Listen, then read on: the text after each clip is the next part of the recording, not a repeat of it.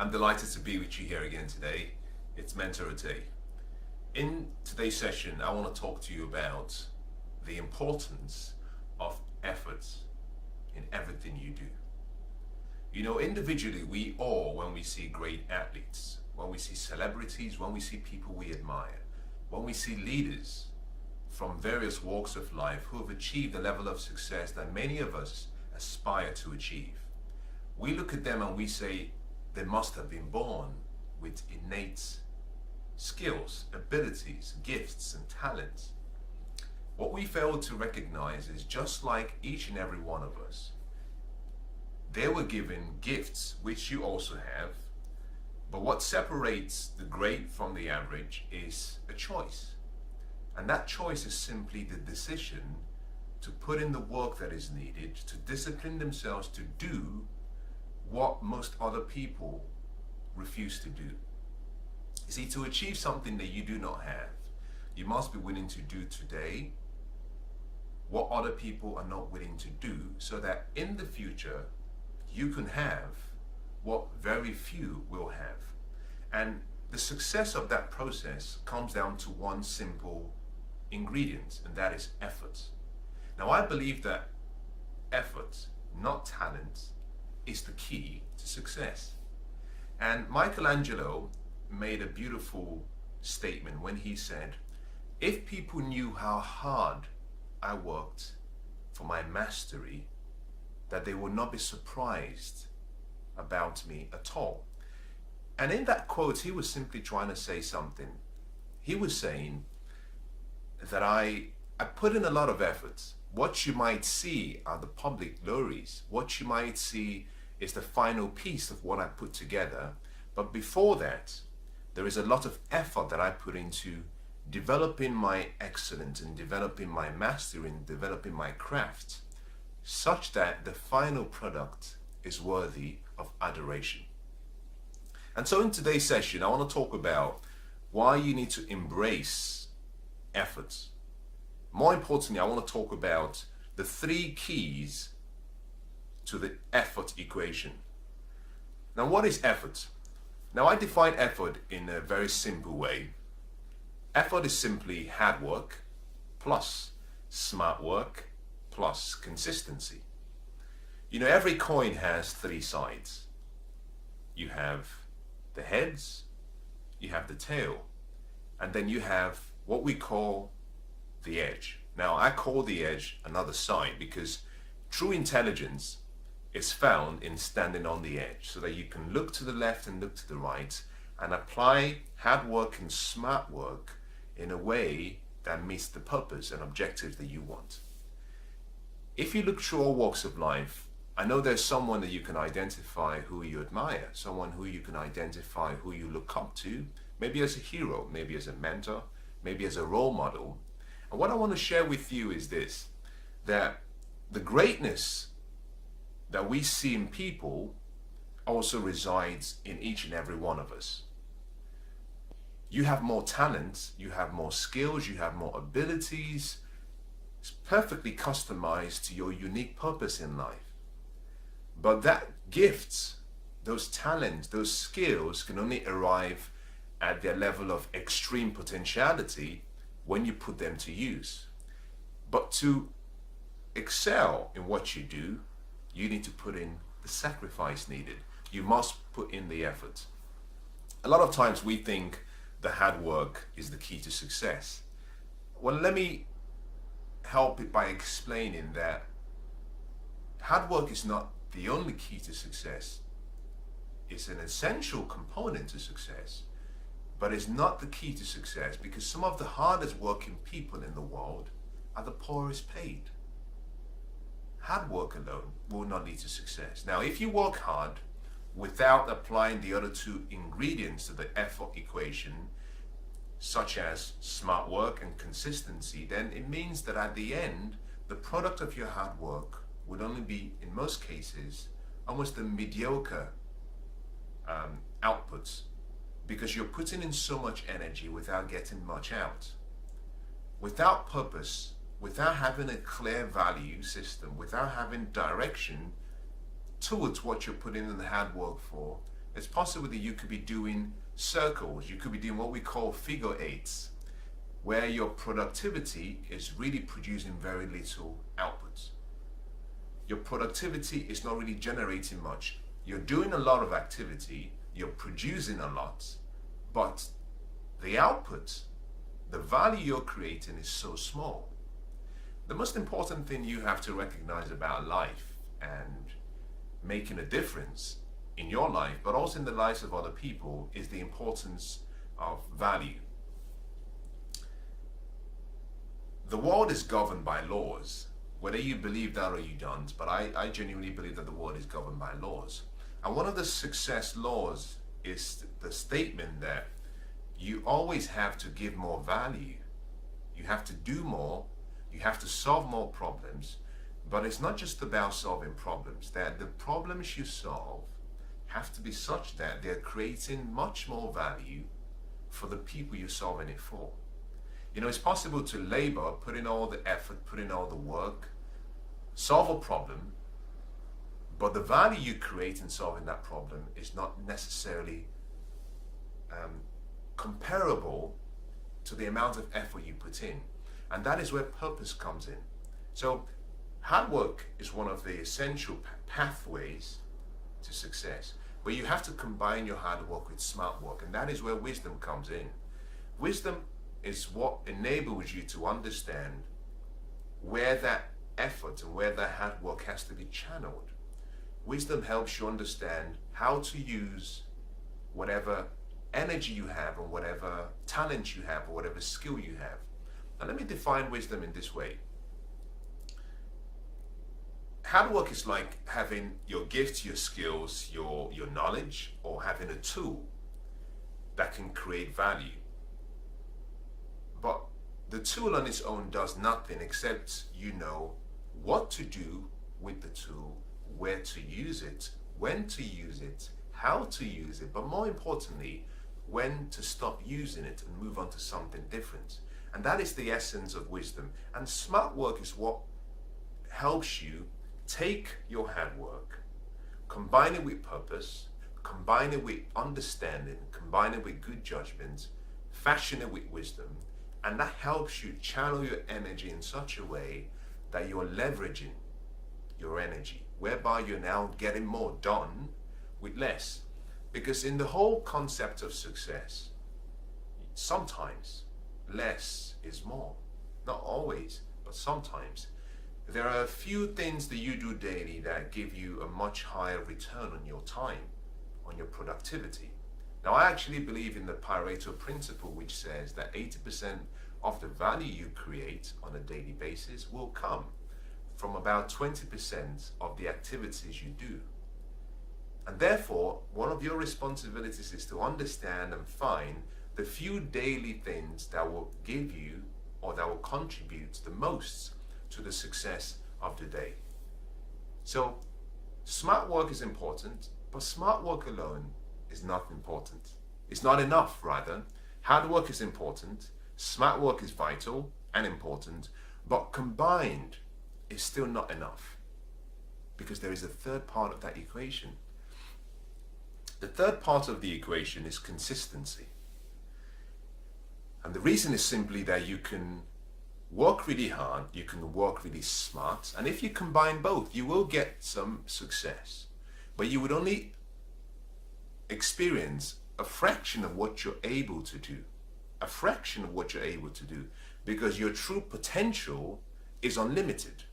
But to arrive at that potential that you've been given, that takes you from where you are to somewhere much greater, you need to be consistent. You need to do it repeatedly. You need to apply what we call constant, never-ending performance, where every day you're putting in the effort and you're improving on your performance every day. When you combine the three, hard work, smart work, consistency, now you have a cocktail that I call effort. Now let me talk about the three important keys to effort and the three areas where effort is absolutely essential. The first is preparation. Preparation.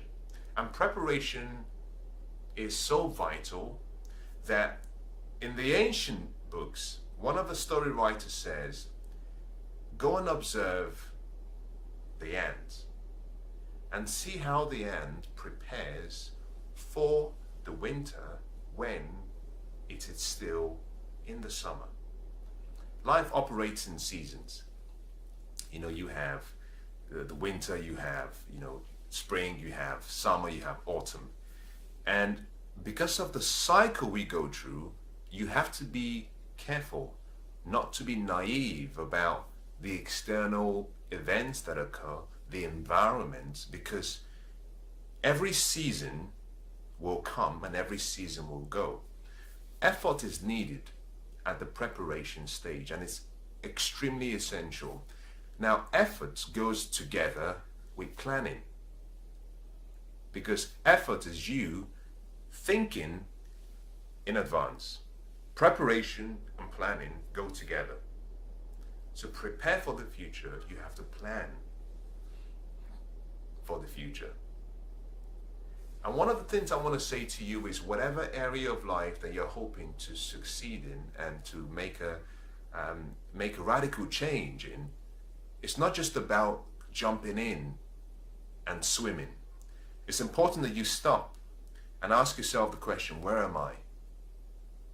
Where am I right now? And where am I trying to get to? What is my destination? Because preparation has to do with you setting your sail, getting yourself mentally, physically, emotionally, spiritually ready for that journey towards the destination you're trying to get to. Preparation is not complete without planning. What is planning?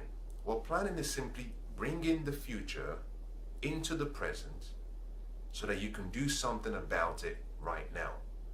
It's taking a picture of the outcomes you want in the future and choosing to do something about it in the present. All of success, everyone you see who has achieved a great level of success in any area of life, they had a good plan. They had a well-detailed plan, and in most cases, a vigorously executed strategy. It's all hidden in the plan. Success is hidden in the plan. And the only way you can achieve your plan is through preparation. So the ant prepares for the winter when it's still in the summer. Now that is a time when logically it doesn't make sense to be preparing for the winter. The summer is when, the sun is out, it's so beautiful, everyone is happy, everyone is, celebrating such a great weather. But the ant is so intelligent that it knows that soon after the summer, there is a season that is coming. And it starts to prepare for the winter while it's still in the summer. That takes insight, that takes foresight, that takes a level of vision far beyond what is accepted as normal. That requires that you take charge for your life and you're responsible for your future. Now, to prepare, you need a strategy. And let me explain this using Andre Agassi, someone I admire, because I think his story and his journey was quite interesting and unique. At the age of 7, Andre Agassi's father had a plan. And part of that plan was Andre had to become world number 1. He wanted Andre to become the best player in the world. That was the vision. That was the outcome. That was the results they wanted. But to achieve that outcome, to achieve that vision, they needed a plan. They needed a strategy. And more importantly, they needed to prepare. So at the age of 7, his father would make Andre hit a number of tennis balls. Now, I want you to picture this because this is so significant. A lot of us think that we have to keep ourselves focused on the future, and when the future comes, then we can perform. Well, I want to share with you something that I hope you remember. Your future will never come until you're ready for your future. Right now is your future. Right now is the future. The quality of your preparation, the quality of your planning, the quality of your readiness for that future will determine how quickly the future comes. And the reason is because it's not just about being in the right place at the right time. You have to be the right person, able to recognize the opportunity that is often hidden. So preparation helps you stay focused, helps you understand opportunities when they come. But more importantly, preparation enables you to be ready when the opportunity arrives. And so Andre Agassi's father would make him every day stand on the court, and he would hit over 2,500 balls, tennis balls, every day.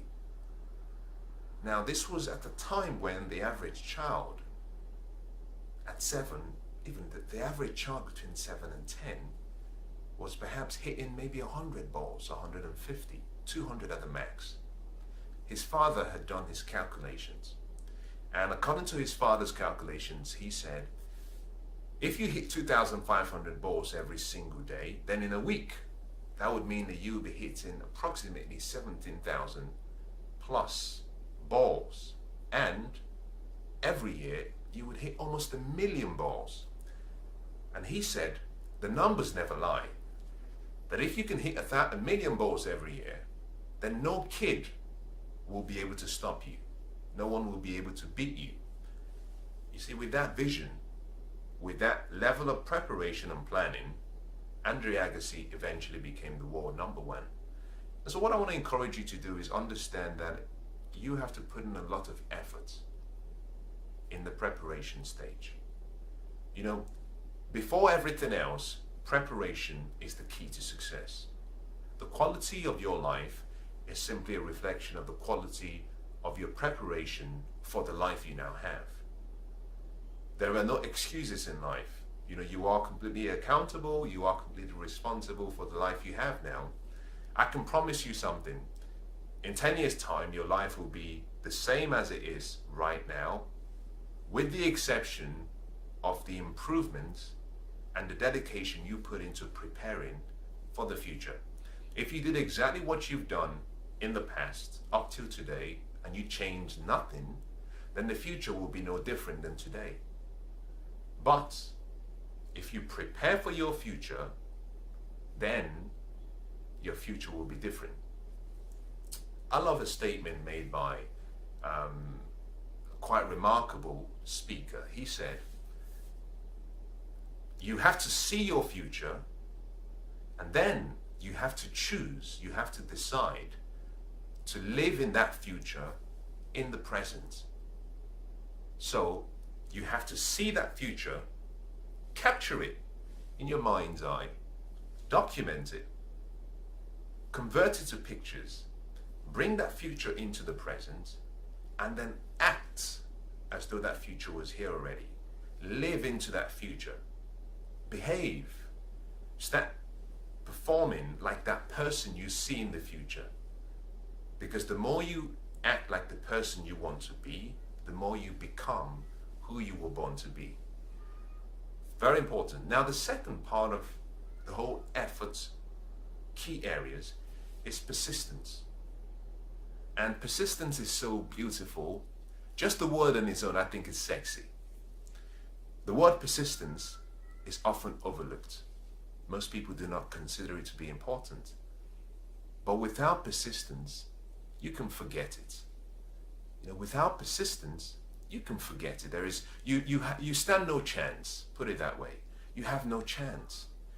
Persistence is your ability to persevere, to hold on to what you believe in, to hold on to your dreams, to have the courage to never give up. You may have heard me talk about a really admirable man called Maxie Fowler. Now, Maxie Fowler was a well-respected lawyer. His respect came as a result of his journey in trying to become a lawyer. Every year for 25 years, Maxi Filer took the California bar exam and he failed. Every year, twice every year, he would sit down with his wife, they would fill the forms, he would study, the exams will be released, will take place, the results will be released, and he failed. Every year, twice a year, he took the same exam and he failed. He'd accumulated almost a $50,000 debt that he'd accumulated as a result of taking all these exams. But he had this strong passion. He had this strong tenacity. He knew he was born to be a lawyer. He knew in his bones, I like what a famous storyteller says. He said, it says, it's like fire locked up within my bones. I cannot shake it off. The passion was burning so much in him that he couldn't be bothered by the snares and the remarks of people. He had a focus. His dream, his vision was that he was a lawyer. The picture he could see in the future was success. So the events in the present didn't affect him, it didn't turn him off. Maxi Fowler repeated this exercise, which is what I will call it, for 25 years. Interestingly, he had sons, and his sons took the same exam and passed. Now, if you lived around the California area, you would have known of Maxi Fowler around the 1960s, 1970s, particularly because he had been to every single testing area, San Diego, Los Angeles, California. He had been to everywhere around there taking the same exam, and he failed. Well, he was a known face, and if you had taken the exam within that time frame around that particular area, you knew about Maxi Filer. But on the 48th attempt, he was at home. He had taken the exam, the 48th attempt, and he was at home. And the results of the exam arrived. Now, he had become a tradition, because he had failed so many times, he had become a tradition that he wouldn't open the mail.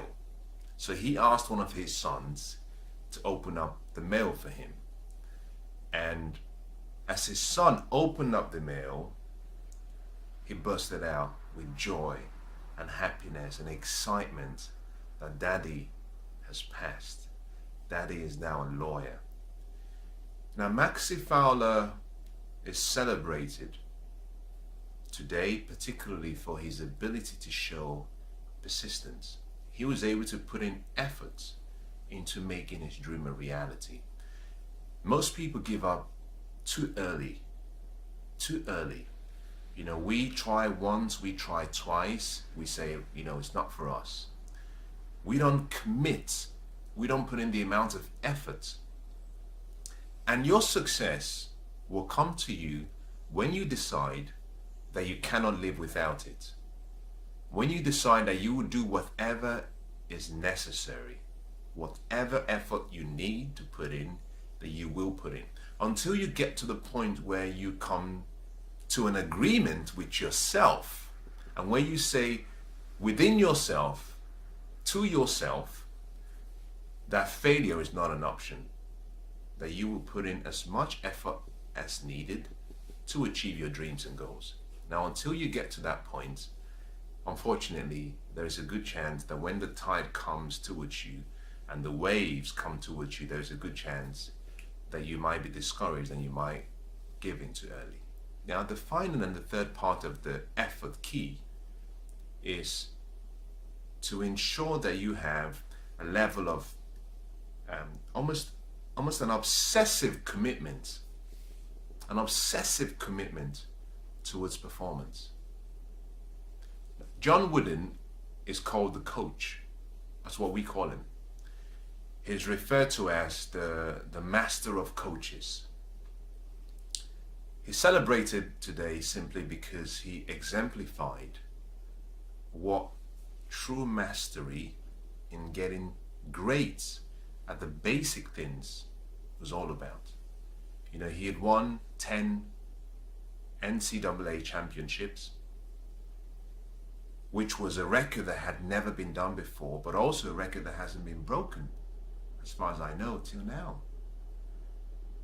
But what was remarkable about John Wooden wasn't simply that he achieved so much.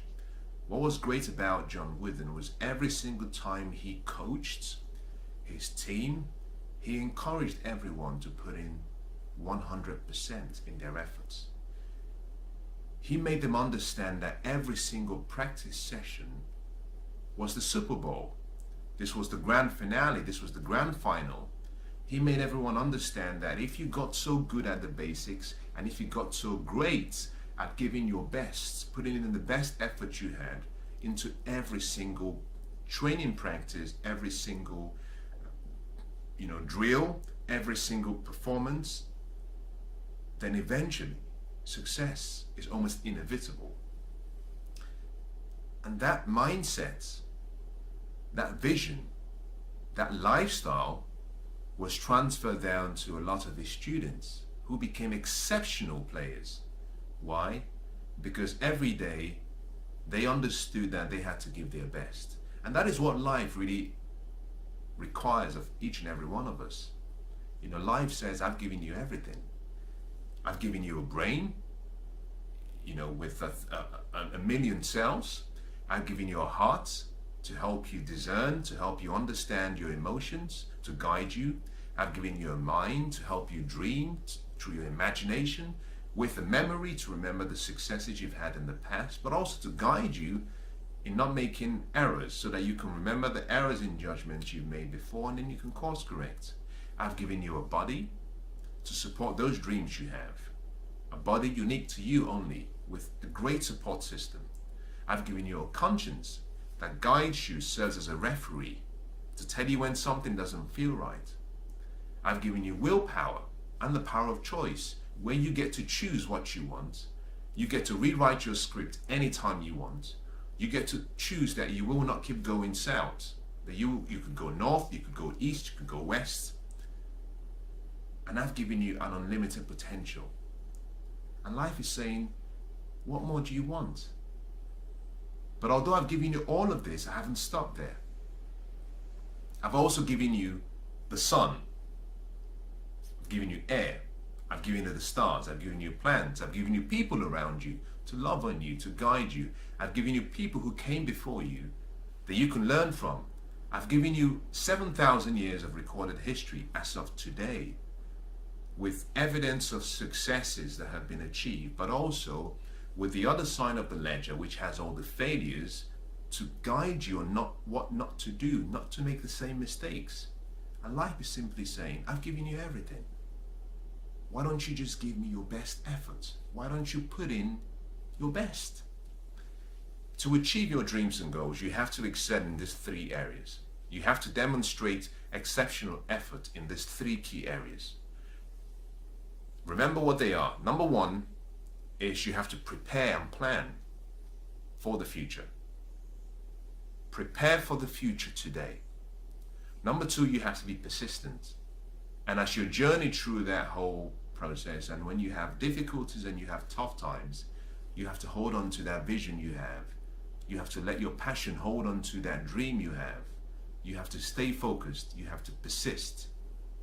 And finally, you have to have the heart of someone who is a champion, which means every day you have to perform. You have to give your best. Now, I hope this has been helpful to you. And if there's one thing you can take away from this, understand that effort is the key to success, not talent. Talent is good. Attitude is great. Skills are amazing. But until you put in the work, until you put in the labor, there's a possibility that you may not achieve the promise. The promise is guaranteed in life. Your promise of the future is guaranteed. But there's a price. The price has to be paid before the promise is given to you. And through effort, you demonstrate the fact that you're willing to pay that price. And so as you go away, I want to wish you the best of luck, and I want to wish you grace, and I want to wish you success in everything that you set your heart out to achieve. And I believe, if you believe in those dreams, I believe with you, I come into agreement with you that those dreams can become a reality. Put in the effort needed, stay the course, plan, prepare, be persistent, and most of all, perform.